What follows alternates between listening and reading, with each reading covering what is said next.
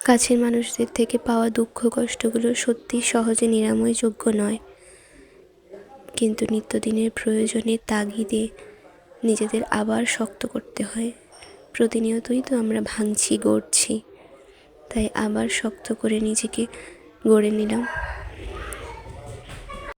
নমস্কার সবাইকে। আজ সন্ধ্যাবেলায় আমি ফ্রিজ থেকে এক বাটি মাংস ভিজিয়ে দিলাম, কিন্তু মাংসগুলো খুব শক্তভাবে জমাট বেঁধেছিল, তাই কাকু গরম পানি দিয়ে এগুলোকে আস্তে আস্তে ছাড়াচ্ছিল।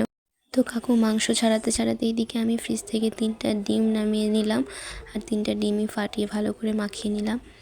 সাথে একটু ময়দা, লবণ, মরিচ আর হলুদ দিয়ে একটা ইস্ট বানালাম, আর একটা পেস্টও তৈরি করে নিলাম। এগুলো তৈরি করেই চলে গেলাম মিকুকে কিছু খাওয়াতে। আমরা খাচ্ছি আর মিকু কিছু খাবে না, তাই কি হয়? এদিকে এসেই দেখি কাকু ফ্রাই প্যান বসিয়ে দিয়েছে, আর কড়াইতে যথেষ্ট পরিমাণে তেল ঢেলে দিল গরম হওয়ার জন্য।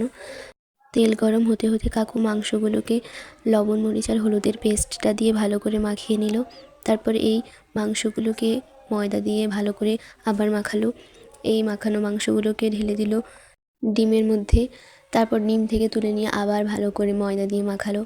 এগুলোই দেখছিলাম আমি আর আমার ছোটো ভাই পাশ থেকে। তারপরে এই মাখানো মাংসগুলোকে একটু কিছুক্ষণ রেস্টে রেখে দিল।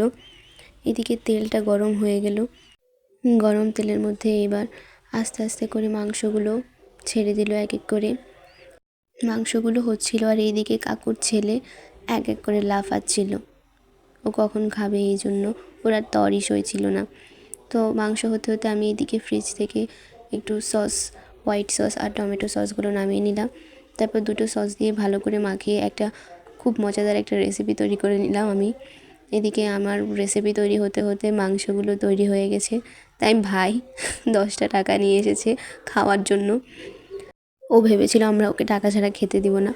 দোকানে গেলে যেরকম হয় আর কি, টাকা ছাড়া কোনো জিনিস পাওয়া যায় না। তারপর ওর থেকে টাকাটা নিয়ে ওকে খেতে দিলাম। মাংসটা সত্যি অসাধারণ ছিল খেতে। তোমরাও ট্রাই করতে পারো এইভাবে। ধন্যবাদ এতক্ষণ আমার সাথেই থাকার জন্য।